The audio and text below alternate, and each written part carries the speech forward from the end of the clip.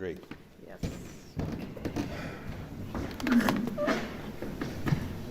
So as I was saying, awareness through movement, and then we immediately think movement, movement. Oh, it's like dance, it's like Tai Chi or whatever.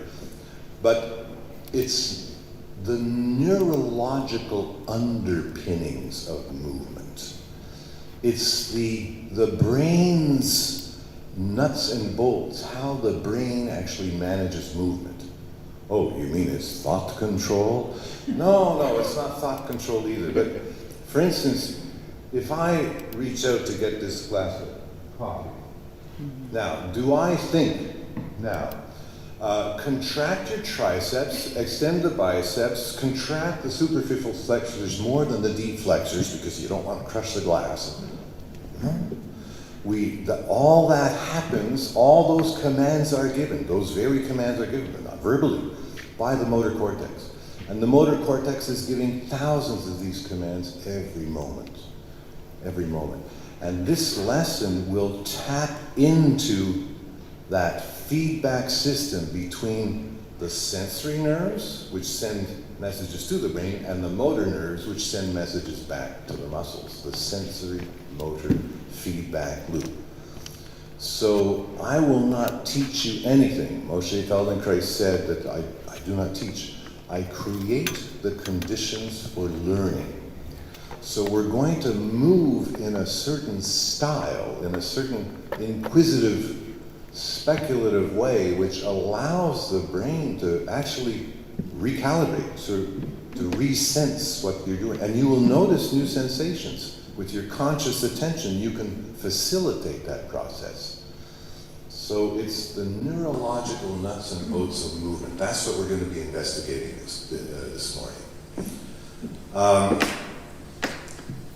And of course, I made a specialty. I did a Feldenkrais training because I'm a musician, I'm a pianist, and I wanted to develop a new approach to piano technique, which I now call piano somatics, the art of conscious movement of the keyboard. But I work with other musicians as well, as we'll see afterwards in the master class. We'll have a bunch of flautists and a bunch of singers. It's going to be very exciting. And we'll see how many of the flautists are here. Okay, great, we've got the whole group. And how many of the singers are here? Yeah, we've got a couple of them. Okay, so you'll see after doing this lesson whether you sing differently, whether you play the flute differently. All the wind instruments and also the violin, the tendency of the mind is to perceive these arms as a fixed frame. And you bring the flute up here and bam, and now it's a fixed frame. But then everything underneath freezes too, and then you're having trouble breathing.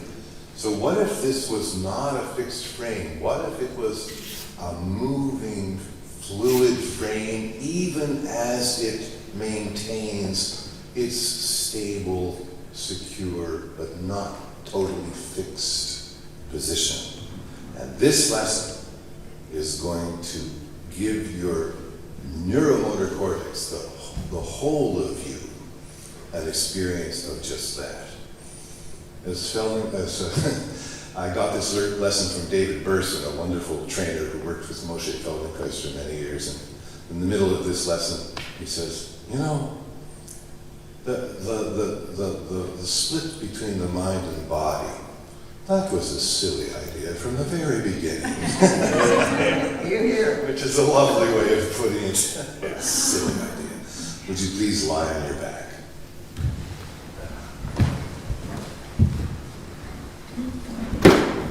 And in Feldenkrais, we begin by tuning ourselves, just as a musician tunes his instrument, by the simple expedient of noticing differences between left and right.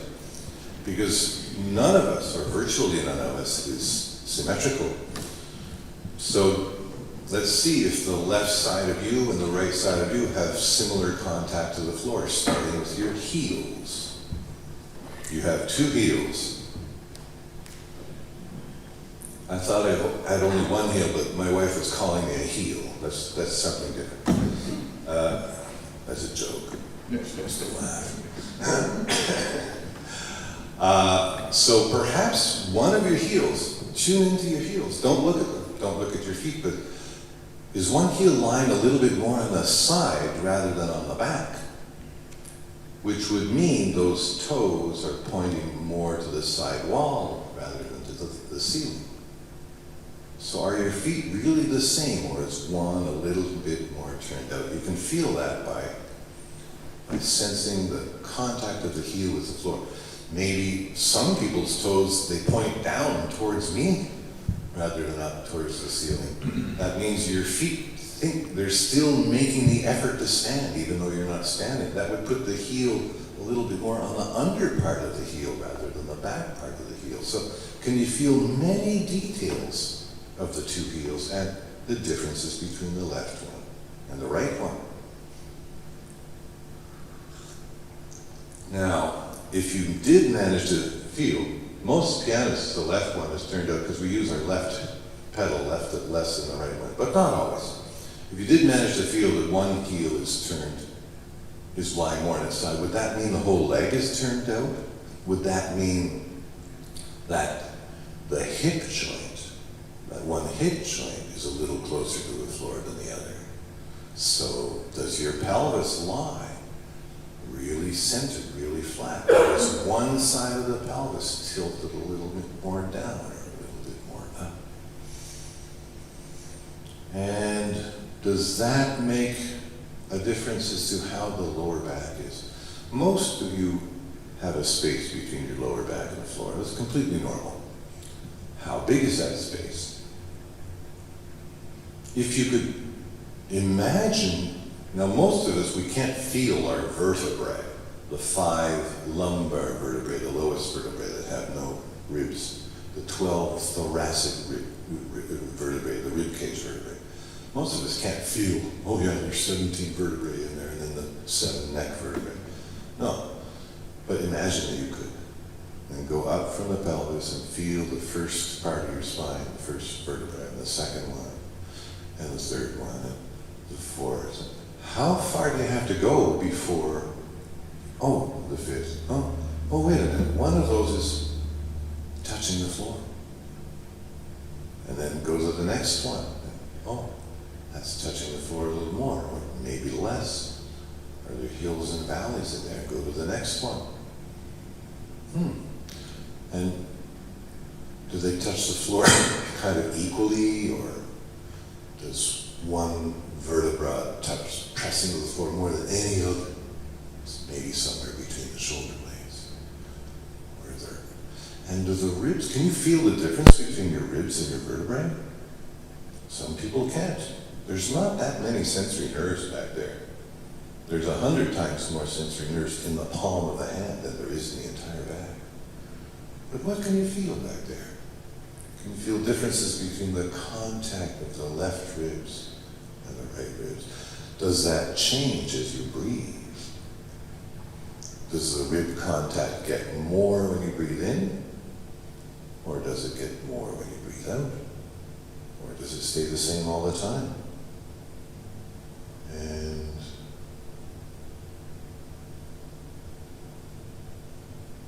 the shoulder blades, do they touch the same way?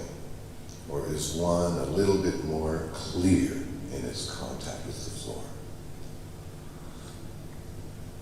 And do you feel, just by asking these questions and really directing your attention in a specific sensory way, you feel you're already lying differently. Just the act of directing your attention, does it change your contact with the floor?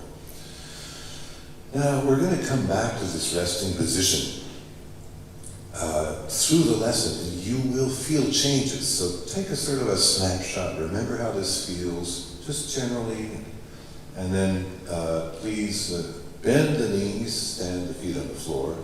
Some of you who were here yesterday know how to do this by letting the knee go to the side and not just bringing it straight up. So, you notice that your lower back is now closer to the floor? And now, so let your knees let your legs lie long again. Let's go back, just forget what I told you. You see the lower back's further away from the floor? The legs are pulling on the pelvis in a way that makes the lower back go further from the floor. And now, Roll one leg to the outside and bend the knee to the outside and drag your foot closer to yourself. And now bring the knee to stand. And you'd see there was no strain in the lower back. And now bend and roll the other leg to the outside. Bend the knee, drag the foot, bring the knee to stand. And you see there was no strain on the lower back. And it's closer to the floor. And now go the same way. Let one knee go to the side. And straighten it and slide the foot away from you. And now let the other knee go to the side. Don't let it fall. Just gently let gravity take it. Yeah, and slide, slide, slide. And there you are. And you see, and now try it the first way. Bring your knees straight up and see what strain there is in the lower back. Just feel it. You see? So which way do you think is better for you? Which way cultivates good habits of self-use? So please try to remember when you bend your knees, I say many times in lesson, bend the knee. So you bend the knee to the side and you bring the feet to standing that way. And so please do that. Make your feet about shoulder width apart. Try to find a place where if you just let your knees go, they would not fall in and they would not fall out. They would just kind of stay there mysteriously on their own without really much muscular effort. So this is generally maybe 40 centimeters apart, maybe 30, maybe. Find a place, a comfortable place for your feet. And would you please put your left hand on your right elbow and your right hand on your left elbow. Fold your arms in front of you with one hand on the other elbow. So it makes a kind of an arm frame. And make that frame vertical so the elbows are pointing towards the ceiling. And you notice, now do you feel your shoulder blades differently? And keep the thumb with the fingers. Don't put the thumb around the arm on the other side. Leave the thumb close to the fingers and really try to get the hand on the elbow. Not the hand on the forearm. Really try to get the hand on the elbow. And now, so you see you've got a frame and your knees should be bent, your feet should be standing here, because it's going to be easier. And now, if you move the frame a little bit left and right, do you feel that the contact point of the shoulder blades changes? Yeah, so you sort of, you get to actually feel the shape of your shoulder blade more by going a little bit left and right. Okay, but come back to the middle. But now do a peculiar thing. You see, when you move your arm frame like that, it stops being a rectangle, it starts being a parallelogram. Yeah? But now, if you moved your frame to the right in such a way that it remained remained a rectangle. Yeah. So, no, just to the right. Please do not do both sides. Really, be disciplined about this. There's a reason for it. So the left shoulder is going to come a bit away from the floor and come back.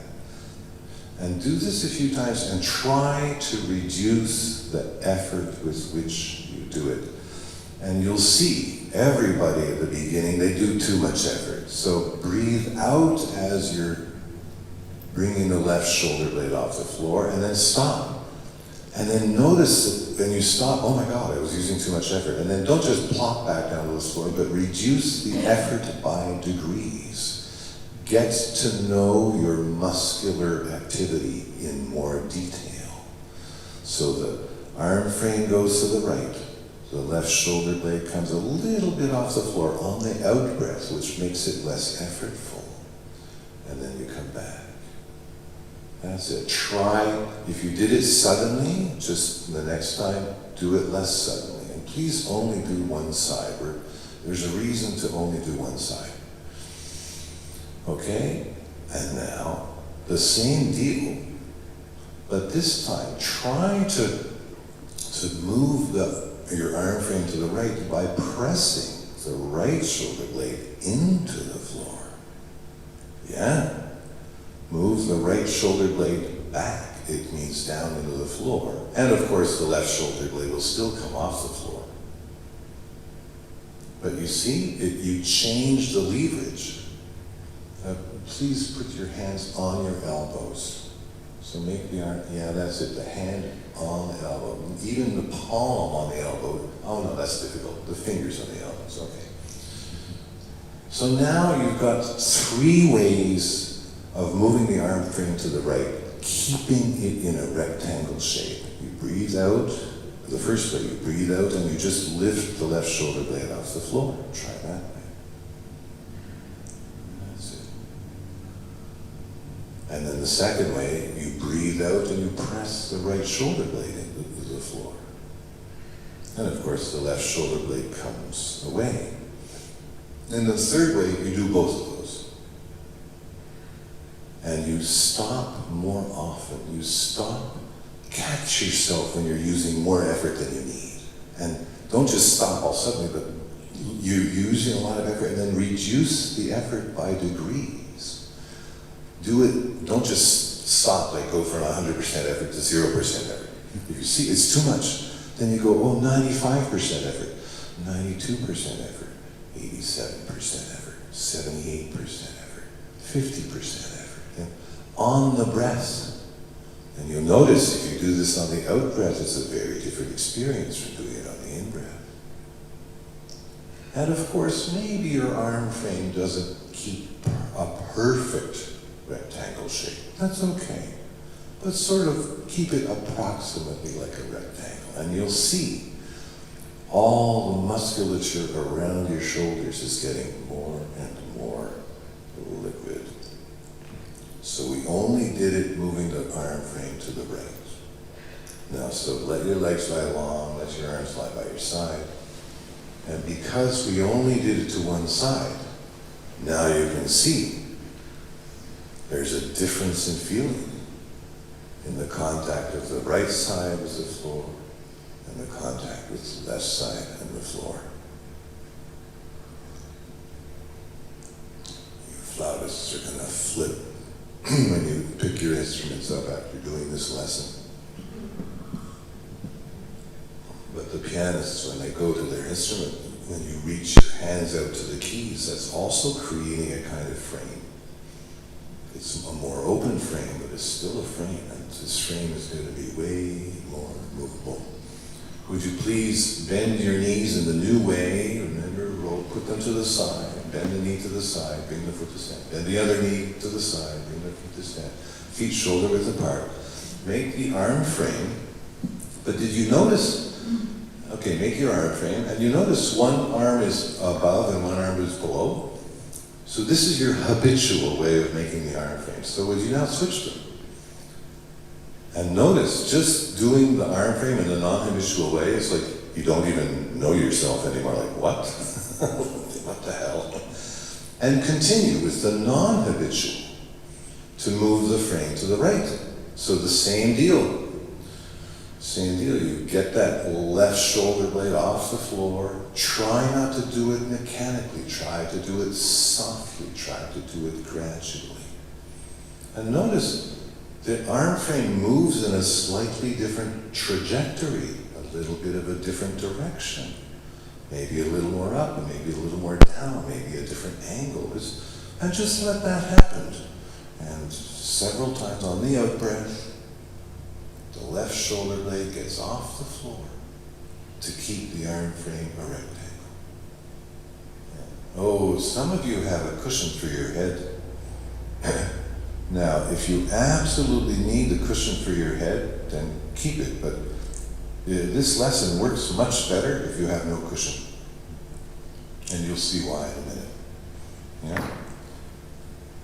It's a very important thing. So, if you, and even if you can't remove the cushion altogether, you could reduce the cushion maybe. Yeah? And now try the other way of moving the arm frame to the right. Yeah, the left shoulder blade is going to come off the floor, but press the right shoulder blade into the floor a little bit. So you see the contact of the right shoulder blade gets clearer. And maybe because your arms are crossed differently, it's actually a different contact point. Of course, you do it on the out breath. And now when the left shoulder blade comes back to the floor, maybe it touches in a slightly different place because the trajectories are different and the way you did it changed a little bit. Yeah? And then do both. Both lift the left shoulder blade and press the right shoulder blade into the crown. And move the arm frame to the right and come back.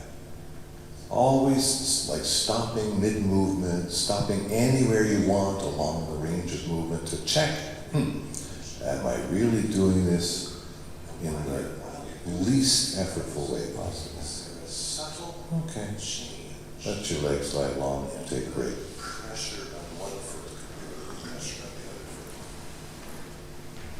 I wrote a children's message called Pianos, where we get the hands to do a bunch of things which you'll never do those things while you're actually playing the piano. But when you practice them, then you play the piano better. So this is kind of like this. None of us is ever going to do any of these movements in real life. Most likely none of us ever have. But what's the difference? And this is an important part of the lesson, noticing now the differences. When you actually check out, wait, my left side, my right shoulder, the sense of space on the right side, the sense of space on the left side. These, your actual directed attention now, it serves to anchor the neuromuscular changes. And really draw your chin down, make your neck long, make your neck longer and straighter by drawing your chin down towards the chest. And you'll notice. Would you please bend the knees in a new way, stand the feet on the floor. So now, make your arm frame in the habitual way. Move the arm frame to the left, please go. And now we're going to do the other side. So now we're moving the arm frame to the left, the right shoulder blades coming off the floor, and just notice, you use less effort here. Are you better on this side? Or you use more effort? Do you have to sort of stop yourself, calm yourself down? Do it on the other. Feel the difference. And what's different about this? In so many movement modalities, we're told to tuck the chin in, singers are told to drop the chin to lengthen the neck, which inhibits the natural curvature of the cervical vertebrae. The rectangle. Feel here. Try again. Put the chin down towards your sternum. And then just any combination of the right shoulder blade, the left shoulder blade, whatever feels good for you. Now, while you're doing this, do you notice? Is there a subtle change in the pressure on one foot compared to the pressure on the other foot? So can you feel when you move that arm frame left, does one foot press the ground a little less and the other foot press the ground a little more? Maybe not. But if so, which foot presses more and which foot presses less? Huh? Which shoulder try this? Oh. Okay, come back to this. Stay there. And now we'll see why I asked you to remove the cushion. So there's a certain degree of fluidity in the way we're doing this movement, right? It's more or less, it's easy, maybe it's not so easy, but there's a certain range. Now would you please bring your chin closer to your chest, and now do the same movement, move the arm frame to the left. Does it move more or less or the same? So really draw your chin down, make your neck long. Make your neck longer and straighter by drawing your chin down towards the chest. And you'll notice it makes it more difficult now. So now put your chin back normal and move the arm frame to the left. Please go only to the left. And now look up above you. Look up a little bit towards the wall behind you. Not where I am, the other end of the room. So, in other words, draw the chin away from your chest and move the arm to the left. Do you notice how important you feel much muscular effort just bleeds away? In so many movement modalities, we're told to tuck the chin in, singers are told to drop the chin, to lengthen the neck, which inhibits the natural curvature of the cervical vertebra. And you feel here, you try again, put the chin down towards your sternum. And you feel to what extent that movement is inhibited. And then you let the chin be in neutral. And it's a little bit better. And then you get the chin away from your chest. Look a little bit up above you. My God. You feel the back of your head does not change its point of contact, but the eyes will look left. So you end up, you're looking out of the corner of your eyes to the left. Do you notice now that the differences between the eyes side and the right side have been reversed? Which side of the rib cage has the greater sense of space now? Which shoulder blade is in clear contact with the floor now? Experience which arm feels the neurological nature of movement. Because the eyes, and although we never said a thing about the lower back, is the lower back farther away from the floor or closer to the floor right now? In the middle, move the arms to the left, look to the left. Good, that's right. The slower you go, the smoother you can make this, the more tired. Make the arm frame with non-habitual changes. Imagine just please move the rectangle to the left, allowing in a rectangle, and allow our teaching to go with the learning. So roll your head the same way as the elbows. And now the elbows are going left, you're going to look left. And see what's so the head is going to look left, and the eyes are going to look left, and the elbows are going to look left. And you see, sense that the shoulder blades contact with the floor, the sense of the movement, the ease with which you maintain a pure rectangle, or the light, carefree way in which you see the help with a rectangle. I'm going to let it become a parallelogram. I don't care anymore. It's also an option. And now, that's right. back to the middle. Please take This this. time. And if you ever feel like taking a rest before I say so, then please go ahead and do so. So Because the arms go left and the eyes go left. Of course, these movements aren't strenuous, but the brain is working overtime. Very gently. This is, some people find this very hard to get. The rest periods, And this, the brain can the individuation of the eyes, so that you feel the back of your head does not change its point of contact, but the eyes will look left. So you end up, you're looking out of the corner of your eyes to the left. as the elbows go in contact with the floor, the eyes come back to the middle. The more you can tune into the nature of those changes, the peculiar taste of those changes, the more This is the moment patterns when you are experience the neurological nature of the movement. other movements in daily life. Because the eyes are so close to the brain that they almost are Use the your brain. knees in a new way. So do this Make slowly. the arm frame the Move normal. the head in the middle, move the arms to the left, look to the left.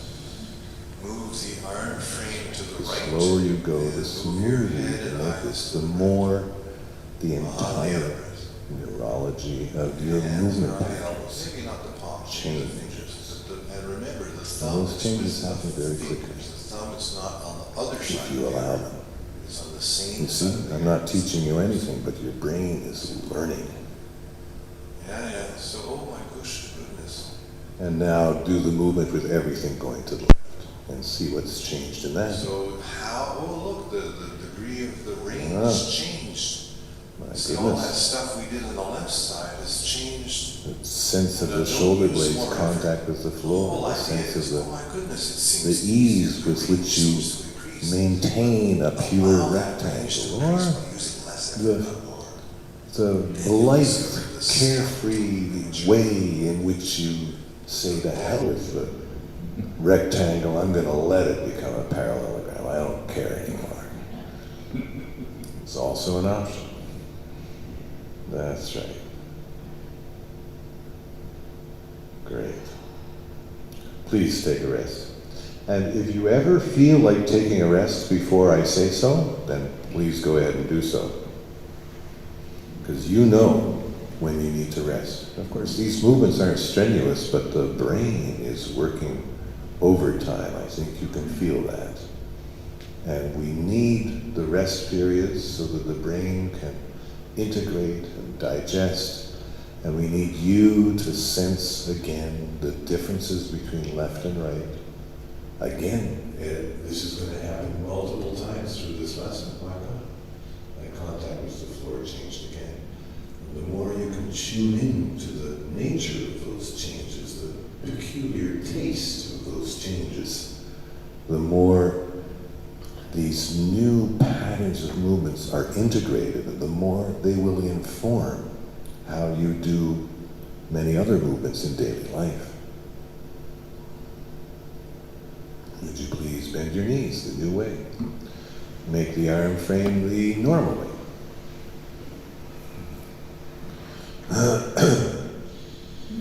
Move the arm frame to the right and move your head and eyes to the right. On the out breath. The hands are on the elbows, maybe not the palm, maybe the fingers. And remember, the thumb is with the fingers. The thumb is not on the other side of the arm. It's on the same side of the arm as the fingers. That's important. Yeah. So, oh my goodness. So look, the degree of the range changed. See, all that stuff we did on the left side has changed. And don't use more effort. The whole idea is, oh my goodness, it seems easier. The range seems to increase. But allow that range to increase by using less effort, not more. Then you'll discover the skeletal nature of movement. That the bones do it on their own when the muscles leave off their extraneous effort. And now, what do we say? The head and the eyes and the arms all going to the right. Yeah? Try that one a few times. That's right. And now, what do we do? We said the head stays in the middle, but the eyes and the arm frame go right. So try that one. Very gently, very gently. And if it's going tuk-tuk-tuk, if it's kind of interrupted, then you go even smaller and even slower until you find the smoothness. And you stop the movement in the middle. And you change directions more often. You don't have to, you're not obliged to go to the end of the range of the movement to change directions. You can go somewhere in the middle and change directions 20 times to discover something more about how your muscles are doing this and to allow them to change, to allow them to find a better way. And now come back to the middle, and the head and the arms to the right, but the eyes go, well, leave the eyes pointing at the ceiling. We won't make the eyes go left, unless you can. But we'll leave the eyes kind of glued to the ceiling. And you see, everybody, it's unbelievable. The first thing that happens is, oh, my eyes are going to look at the ceiling, my head's going to roll right, and then it doesn't. It just gets glued to the eyes. No, I said glue the eyes to the ceiling, don't glue the head to the eyes. Glue the head to the arms. But it's not so easy. So don't do it by force, or go gentler, and you breathe out more, and you try to just ease into it. You afford your brain the opportunity to create the change, to figure out how to actually engrave a new movement pattern somewhere on the tabula rasa part of your motor cortex. And now, come back to the middle and leave both the head and the eyes in the middle, and move only the arm frame, trying to keep it as a rectangle on the out breath, noticing the change in the pressure of your feet, but leaving the, and you see, it reduces the range. Yeah? It reduces the range. And don't just feel that, don't try to fix it, don't try to change it. This is skeletal mechanics at work. That's right. take a break.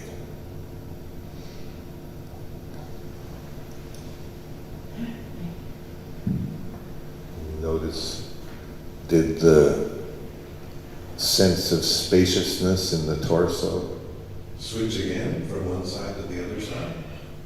You see, it's very important that we do one side at a time in each step.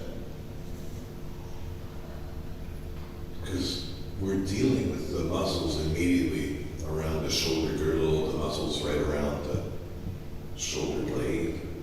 Those are the ones we're mostly paying attention to, and all the other muscles are changing too. The motor cortex is doing way more than we are consciously aware, which is why you're so tired already. Sorry, man. Sorry, ladies.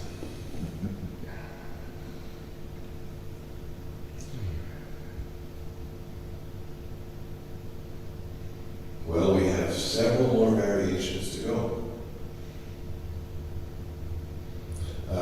Mysteriously enough, the title of this lesson is The Secrets of Extension. So I mentioned in the first couple of days of this workshop that many musicians, they stand proud and their posture is very open, like a figure skater or a ballet dancer. And that actually creates tension in the lower back because the lower back is pushed too far forward. And in many of the lessons already, we've simply resolved that a little bit. A little less proud, a little more neutral, not slumped, but a little less of that openness can lead to wonderful changes. But this lesson is teaching the whole neuromotor system how to attain that openness without strain. To be in that open posture with no extra tension in the lower back pushing it forward. And you can feel that because already your lower backs are closer to the floor. So it's very interesting. We're doing all this iron frame stuff and the neck and the eyes. This lesson is taken from a series of lessons designed to improve the neck, the functioning of the neck. But this will affect the whole body, the way the whole body stands up and goes into wonderful open extension, tension-free. Please bend the knees, stand the feet on the floor, make the iron frame in the non-habitual way.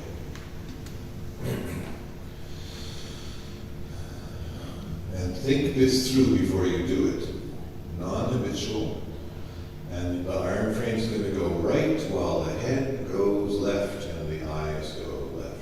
So iron frame right, the rectangle goes right, and the head goes the other way. And now a peculiar thing happens. And try it several times. On the out breath, of course. Stopping anywhere along the middle of the movement and changing directions. Fooling around with this part of the range or that part of the range. And which starts first? Does the arm frame start first and then the head decides, oh, I better go the other way? Or does the head start first and the arm frame goes, oh, geez, wait a minute, I was supposed to be going to the right? Or, yeah. Or can you do it in a way where they really start at the same time? All three are an option. And again, by refining it, by simply becoming aware of which of those three you're doing, it's an added layer of learning, an added layer of neuromotor change, neuromotor flexibility.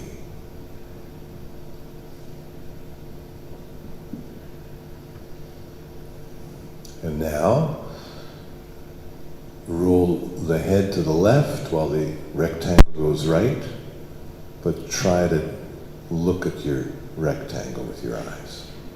So the eyes right while the head left. That's it.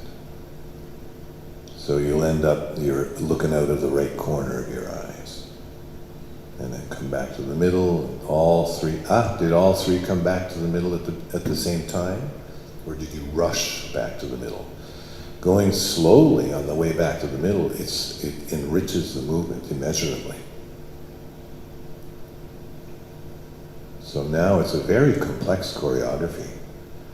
The eyes slowly panning to the right to follow the arm frame right, while the head is slowly, smoothly lolling over to the left. And you see, if the chin is farther away from the chest, how much nicer this works. So if you forget about looking at your arm frame with your eyes, but you look somewhere up on the ceiling, maybe that wall at the back of the chapel, just underneath the organ, but still looking right as the head goes left.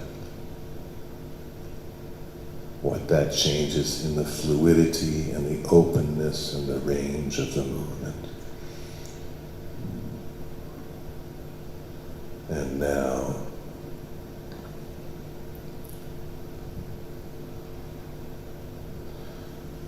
come back to the middle. Move the arm frame right and the eyes left, and the head stays in the middle.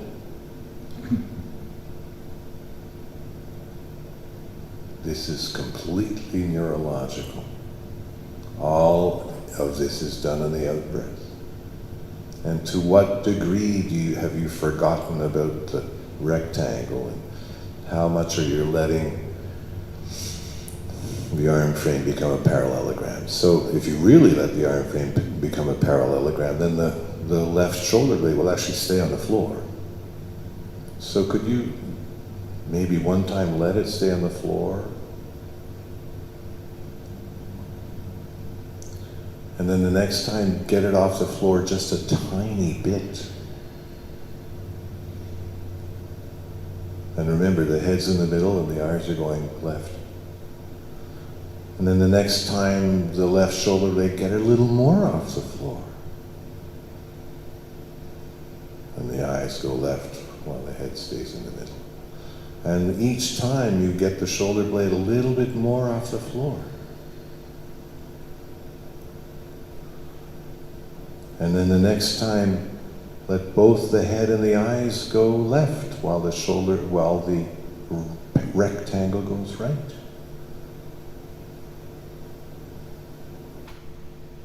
And the next time,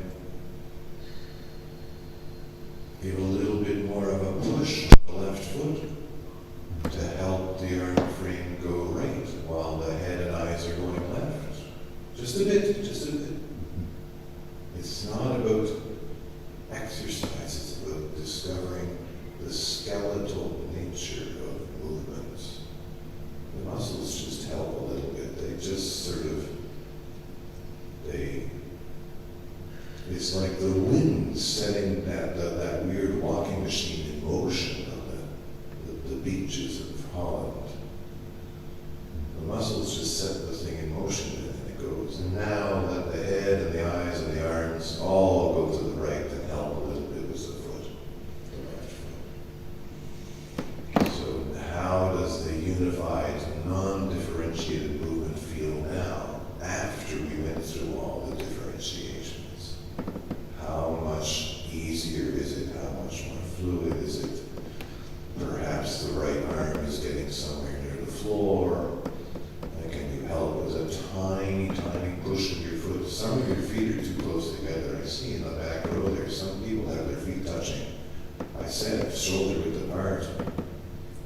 Your shoulders are awfully close together. Yeah. Put the feet farther apart. And then you see when you push on the left foot, it dribbles all the way through the entire vertebrae, the lumbar vertebrae, the thoracic vertebrae, up into the shoulder girdle, and all of a sudden, the right arm is going to the floor, but skeletally, without effort. It's just leverage.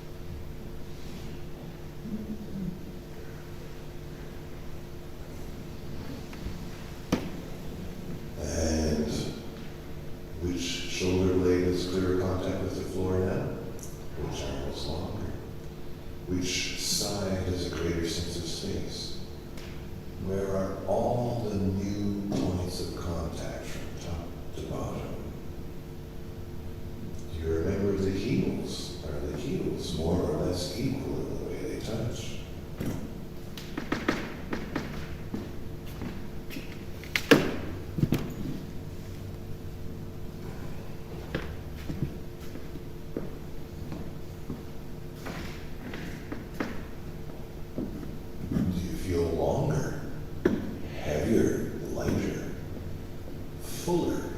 Some people will feel more puffed up. Other people will feel like they just melted into the floor. How is it for you? Now, which differentiations did we leave out? Let's figure out, have we forgotten anything? Please bend the knees, stand the feet, shoulder width apart. Make the arm frame in a non-habitual way. And move the arm frame left while the head and eyes go right. And again, with on the breath, gently stopping, trying to perceive the moment when you used too much effort to get that right shoulder blade off the floor, and then immediately reduce it, but keep going, or come back just a millimeter and reset and try again. Try to find the lowest amount of effort that you could go this way or that way, the lowest amount of effort with which you could go further to the left, or the lowest amount of effort with which you gently come back towards the middle. And again, did the head and the eyes go right at the same speed as the arm frame went left? Which one started first? Did they really start together? And how much is the right foot helping? If you notice that the right foot actually increases its pressure as the arms go left, then maybe help a little bit more. And then you see already the left arm is getting closer to the floor. All right, come back to the middle. And now the head goes right while the eyes and arms go left. Think it through, imagine it first. Don't start it mechanically, but try to figure out, how would I do this without forcing it? How would I do this in a way that's so gentle that the eyes feel like they're swimming in their orbits and not being forced to go here or there in a saccadic sort of way? Yeah, so the movement of the eyes is just as gentle and as smooth as the movement of the arm frame. And if it occurs to you, we look with the eyes right. No, hold it. Red head right, arm, eyes left. Is that what we're doing? Yeah, okay. But a little bit higher above your head, so that the chin gets a little bit further away from the chest, and you see, again, the movement gains in freedom and range. And now, both the head and the eyes right, while the arm frame goes left.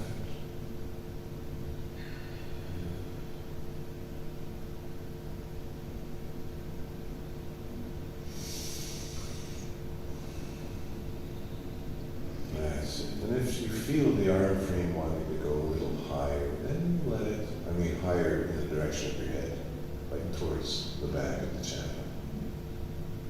You let that happen. Don't force it, but don't inhibit it either.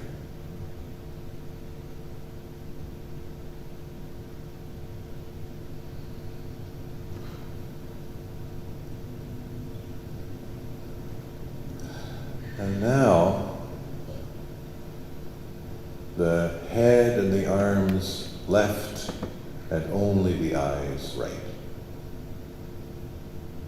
Up. The other left, head, other left, the left that your arms are going, not the eyes are not going to the left, but the head is going to the left. So you're looking out of the right corner of your eyes as the arms go left. Good luck. Don't force it. The less you do, the slower you go, the deeper the changes are in the brain, in the motor cortex. That's it. Great. Now, would you please come back to the middle? And would you please, just with the head and the eyes and the arms all together, move the rectangle one time to the left and one time to the right. And start to feel the ease and the fluidity of the movement, and how the less effort you use, the more the movement gains in fluidity, but also let go. It's a strange kind of a let go where you didn't let go into dead relaxation, but you let go into delicious, vital, skeletal movements.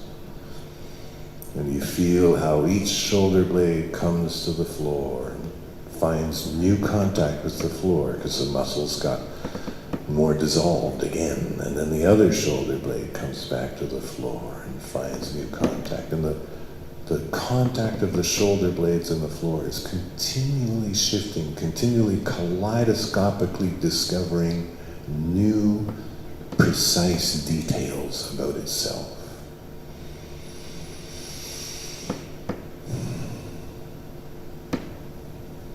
And come back to the middle and keep going side to side, but with the head and the eyes going the other way.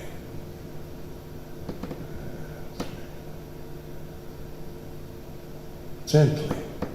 Don't force the range. Just let the range find itself. And still, one shoulder blade comes a little off the floor, and then it comes back to the floor. But maybe the range is a little reduced. Sometimes the head going the other way can actually increase the range if you help a little bit with the foot.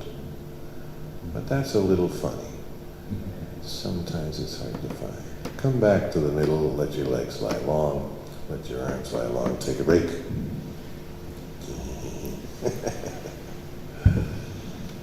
And notice now, of course, we did the movement to both sides, so now we're sort of integrating everything, and maybe you won't notice so much differences between left and right, but you'll notice differences between this point in time and a few moments ago. The differences are cumulative. So again, use this moment of resting to direct your attention to your details of the contact with the floor so that you can anchor these changes deeper in the ongoing learning process of integrating this new quality of movement into your daily life.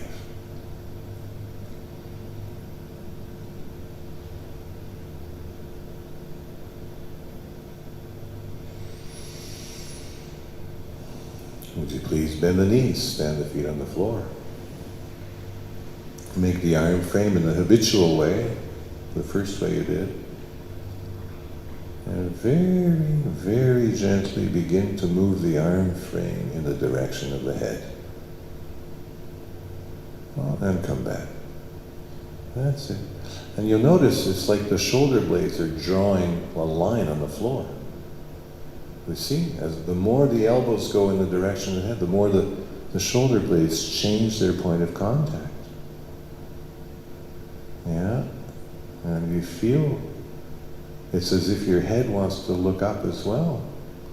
And then when the elbows approach your knees and the elbows get closer to the body, the lower part of the shoulder blade comes in contact with the floor, and the chin wants to get closer to the chest.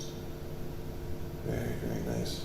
Come back to the starting point, switch the arms, and notice what changes. Notice what changes. Do the same movement, but notice how different this movement feels. If anyone's cold and needs a blanket, I can bring blankets to put over you. Just raise your hand if you need a blanket. Okay, we got two blankets. So you keep doing that.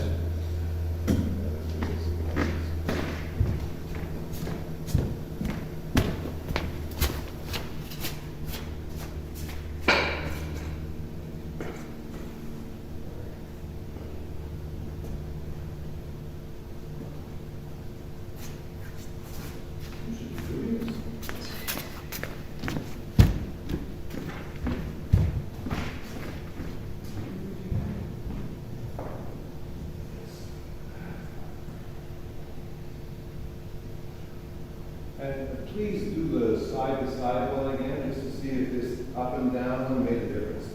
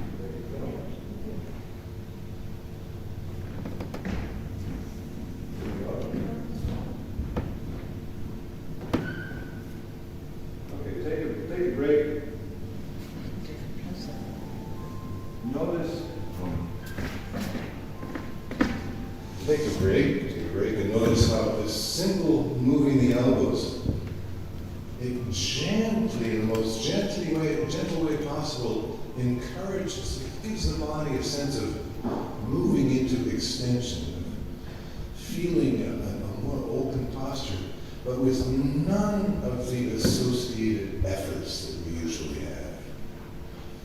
It's delicious, and you're lying on the floor, you're completely let go. And the spine is discovering how to move into extension with no extraneous effort whatsoever. So now, would you please bend only your left leg?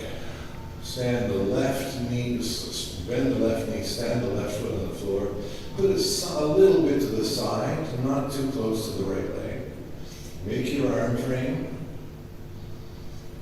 And now, as you push on the left leg, move your elbows up in the direction of the head and to the right. So use your left leg to roll right,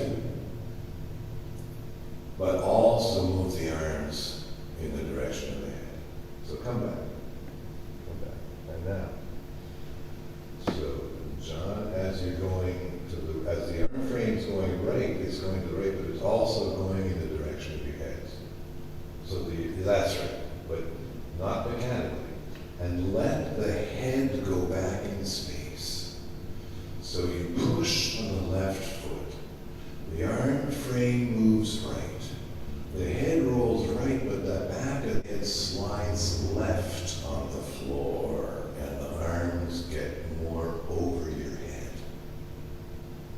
Now, this is really complicated. It seems nobody's getting it. They're really going like, what? Mm-hmm. So break it down. Start slowly. And I said 4 different things. Mm-hmm. The head thing is the last one. Obviously, the foot push is the first one. And the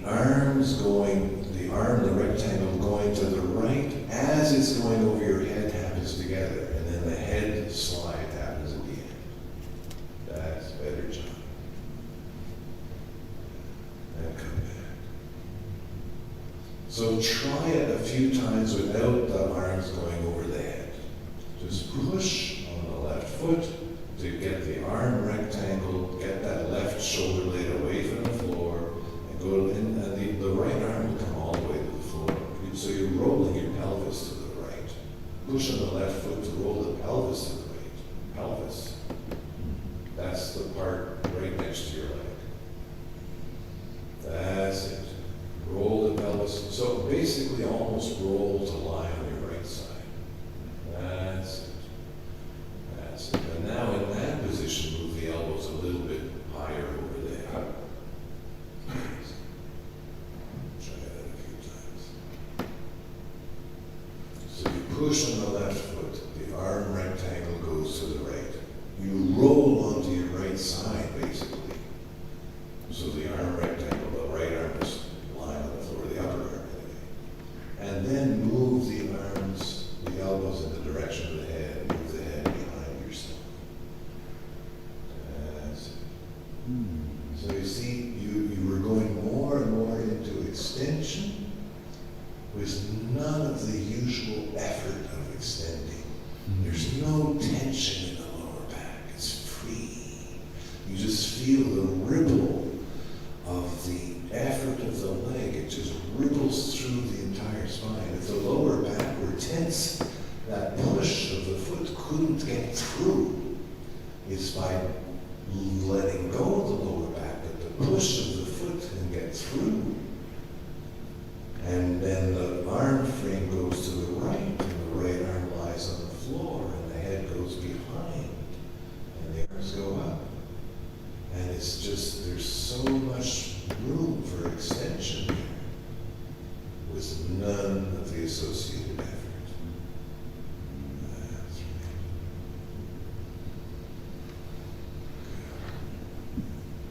right. Take a break.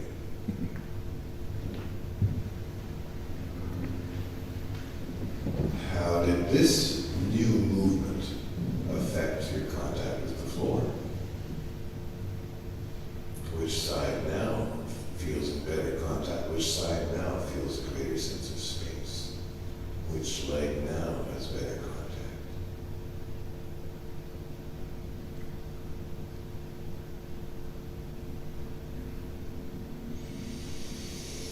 Please bend only your right leg. Make the non-habitual arm frame. Use a gentle push of your right foot to move the rectangle to the left.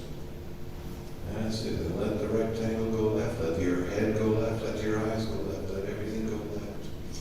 And the pelvis is going left. And then at a certain point you'll feel, I could just let my elbows go up in the direction of my head and then come back the same way. So you'll feel there's a moment in time when, the elbows could go up, and that would give an added dimension to the movement. So you could do the movement without that, and it's already delicious. And then you add the elbows going up like it's the icing on the cake. And if you want to direct your eyes somewhere else, go ahead.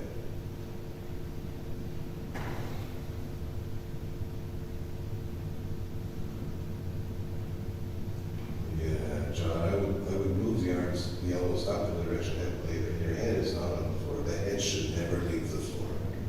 If your head is not lying on the floor, then something in the back is not let go. So with all these movements, this entire lesson, the context of the lesson is give yourself to gravity. If your head's not on the floor, you're not giving yourself to gravity, you're fighting gravity. And you're denying yourself the delicious experience of skeletal mechanics made manifest in your deepest self.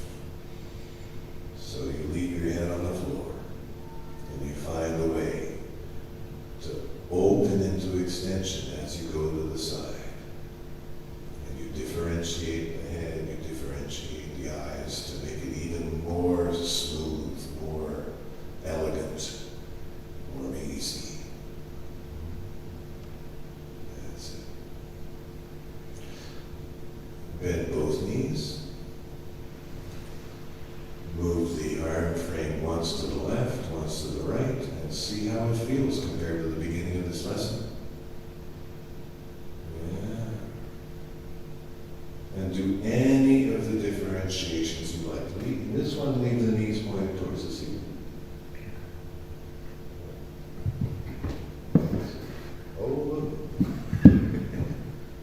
Yeah, if you want to go back, John, if you want to go back on your mat, then you make the head go opposite to the arms.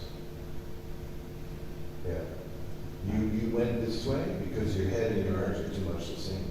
When the head goes opposite to the arms, you actually look down on the mat instead of up.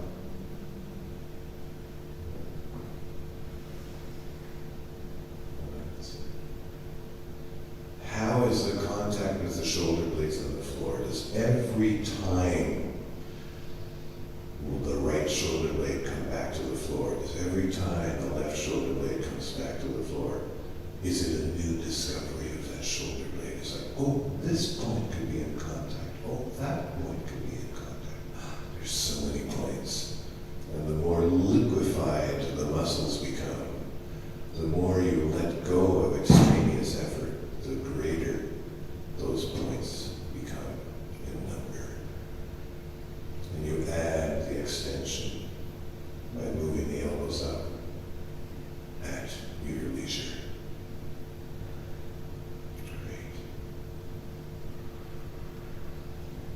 Fantastic.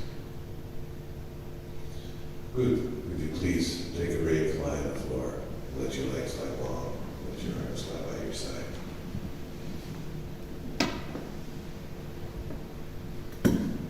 So cumulatively, imagine with all these changes that have taken place in your contact with the floor, your new sense of self, most muscles are more let go, not because we massaged them, not because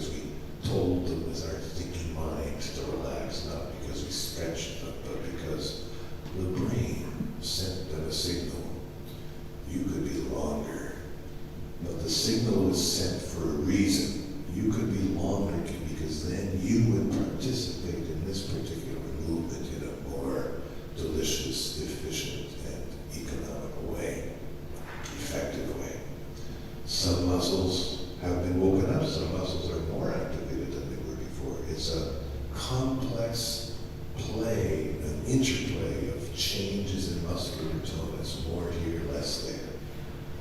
Hundreds of different muscles, each with their own new part to play in the ongoing saga of you being in movement. You are a verb. You are movement. Life is movement. Life without movement is unthinkable. And you've now tasted this essential fact. This is what it's like for a fact like that to live within you and to animate your existence. And it can change the way you play your instrument. Would you please roll my way to the side, bend the knees, roll to the side, and slowly come to stand.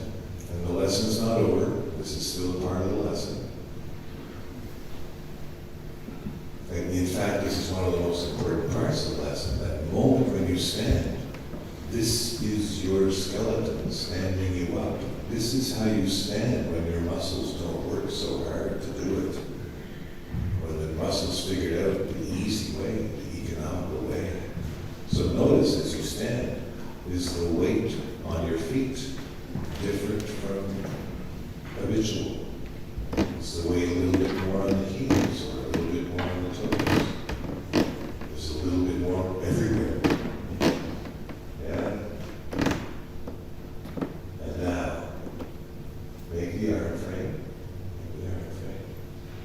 And gently, gently raise your elbows and feel how that changes the distribution of the weight on your feet. Yeah? And allow your head to come back. Allow the back to move. So now, that's it. Don't strain.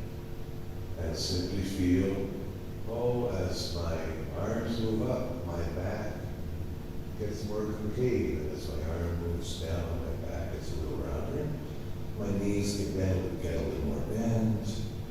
And do that several times. And don't try to impose a certain amount of movement in one part. But just feel how the elbows moving up and down ripples through the entire body, if you can let it. Let the knees be a little bent so that the movement is very free, and the spine will go to unexpected places, and the eyes will go up to the ceiling, and the eyes will go down to the floor.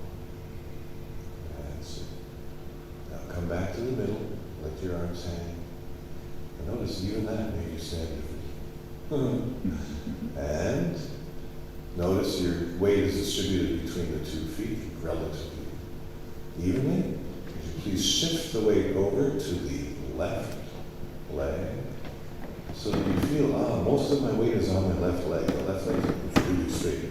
And now shift the weight slightly back so it's a little bit more on the heel than on the toe. And now make the arm frame in a non-habitual way. And raise the elbows and look up and lower the elbows and look down and let that movement ripple and see how different it is when you stay centered on your left leg. That's it. No, when your eyes look down, would you please allow your spine to bend? Like round yourself. Round all of yourself. Yeah. Not just like 2 vertebrae. You've got 24 vertebrae in there. Like, you rounding 2 of them? Come on. And when the elbows go up, look up and look. Let everything open. And stay on the left foot. Stay on the left leg. And feel how different this is when you stay on that left leg. What gets inhibited? Where is there a hitch in the movement? See if you can figure out how to get rid of that hitch in the movement. Make it smooth, smooth, smooth, smooth. Beautiful, beautiful opening. Beautiful, beautiful gathering into oneself as you get rounder. All on the left leg. And now, come back to the starting point, the elbows in front of you, and shift the weight over to the right leg, and switch the arms. Yeah, and that's right, and now raise the elbow with the weight on the right leg. And how different is this? And drop the elbows and drop your gaze and drop your chin round on the right leg. And notice how different this is and how the spine comports itself differently because none of this is symmetrical. Don't go past the right leg. Don't lean to the right. You're still basically vertical, just a little bit on the right. Yeah. Good. And come back to the middle, do it again, one last time.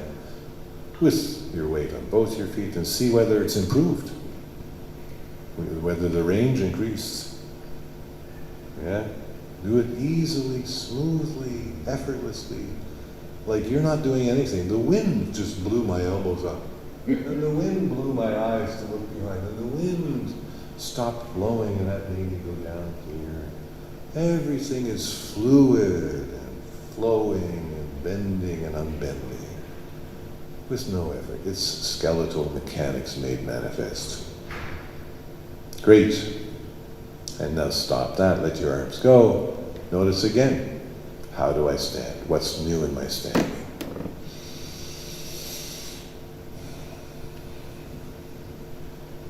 Walk around, see how your skeleton walks. As I said yesterday, the distribution of the weight is normally 80% on the heels, 20% on the toes. That's because the heels, they can take all that weight, but we need 20% on the toes for that fluidity, for those constant micro adjustments to keep me balanced in gravity, free without effort, but vital, responsive. Feel how each foot peels off the floor. Walk slower.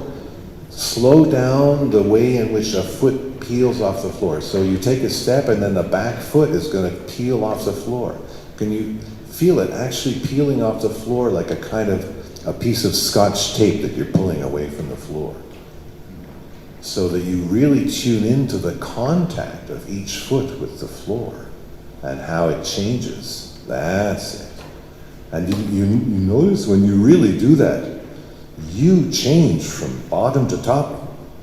If you really sense the peeling off of the sole of the foot, that changes you all the way to the crown of your head. Your neck changes.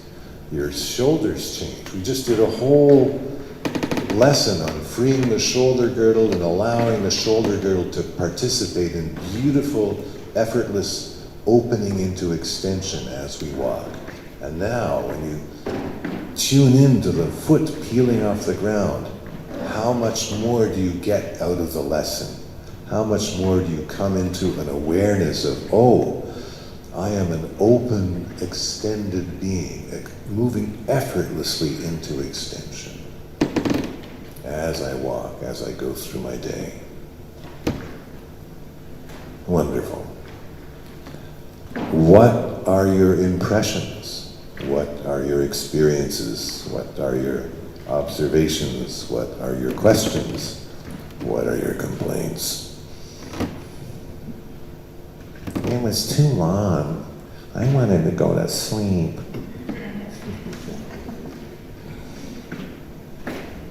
I was too cold.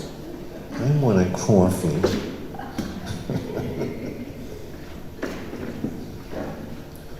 Feldenkrais is weird. But it is very weird. You know, the reason we're going to do a book signing later today, the reason I wrote the book was because in Germany they had a lawsuit and the German Feldenkrais guilds could not prove in court that we're different from Alexander, yoga, shiatsu massage, this and that, all the other body modalities. They couldn't prove it. I thought, that's ridiculous. Listen, the experience you just had now, you're not going to get that in a yoga class, or any other class. This is Feldenkrais, is tuning into the neurological dimension of learning movement. And it's miraculous. So thank you all for taking part in this. If you have any more questions, we'll do that over coffee, and then we'll have our first masterclass lesson. Bravo.